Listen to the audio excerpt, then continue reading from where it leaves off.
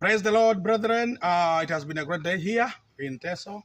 It has been raining all throughout the night, and the land is great. I'm here today to speak to you, the youth of our generation, the youth of our country, the youth of Iteso.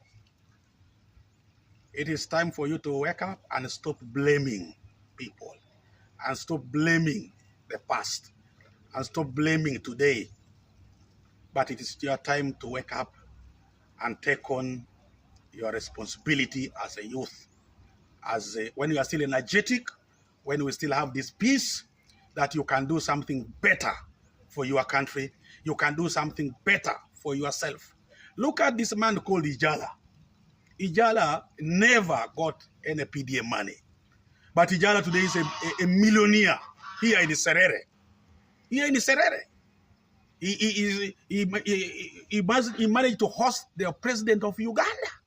Ijala, a youth like all of us are like all of you are. Today is employing fellow youth. He has a factory. He can educate his children without looking left or right. What about you? What are you doing in this great land? This very prosperous land, this very fertile land. What are you doing? You can do better than Ijala if you're serious. You think blaming people is the best thing to do.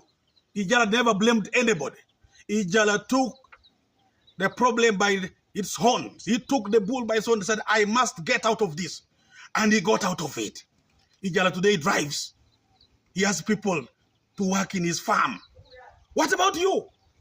Who always keep on pointing fingers to others, pointing fingers to government, pointing fingers to your parents that they made you. What have you done? What have you done for yourself? With all the energy you have, with all the education you have, you are thinking of white-collar jobs. Why don't you come back home and do something for yourself? Now to you, the working class like me. You know I'm a member of parliament. I am also in charge of monitoring government programs here in Iteso and Karamoja. You have abandoned your fatherland.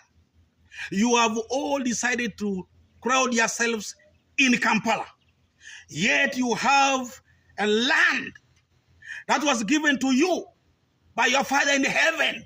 A land that gave birth to you. A land that made you what you are today. But all of you have abandoned. You have put everything, whatever you have, your investments, you have put them in Kampala. You have forgotten about your villages. You have forgotten about your cities. Instead, you are struggling for Kampala. I was in Barara, for example. I was in Barara for some long time. And I used to stay near a road, Kampala, Barara Highway. Every weekend on the Fridays, I would see people, working class from Kampala, going back to the villages. Everywhere, Barara city is full.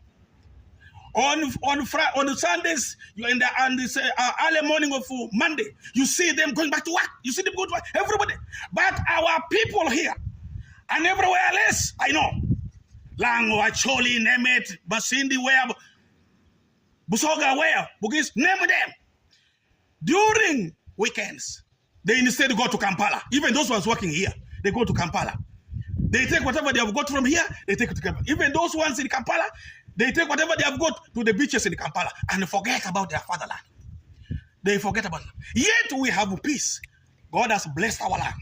God has blessed them. We have every opportunity. There is peace. There is everything.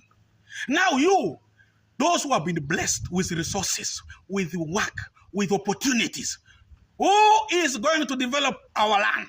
Who is going to develop our city if it is not us? Who is going to develop?